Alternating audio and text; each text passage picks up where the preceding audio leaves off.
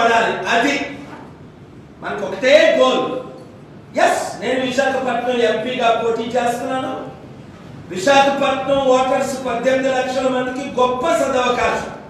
ఎందుకంటే ఇప్పుడున్న ప్రతి ఒక్కరు పేరు చెప్పవలసిన లేదు. అది చంద్రబాబు నాయుడు, జగన్మోహన్ రెడ్డి, పవన్ కళ్యాణ్, మోదీకి తొత్తులైపోయారు. చిరంజీవి మరలా పద్మవిభూషణకు అమ్ముడు పోయాడు. రాజ్యసభ యూపీ నుంచి ఇస్తే బీజేపీలో చేరి క్యాంపెయిన్ చేస్తాడట. అలాంటి బ్రతుకు బ్రతికే కంటే చావే మేలని అపోస్తుండైన పౌల్ అన్నాడు చిరంజీవి.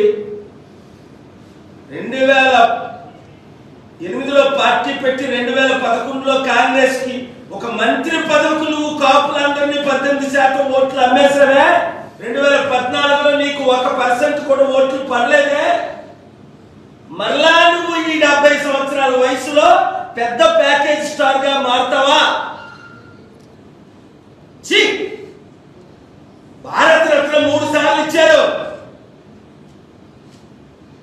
తీసుకోలే. ప్రపోజ్ చేశారు ఎవరు? బాలయోగి గారు స్పీకర్ గా ఉండేటప్పుడు, ఎర్రమనాయుడు గారు మంత్రిగా ఉండేటప్పుడు, బీజేపీ తరఫున వైస్ ప్రెసిడెంట్ షెకావత్ గారు 7 సార్లు నోబెల్ పీస్ ప్రైజ్ 3 సార్లు ఇస్తూ వద్దన్నారు.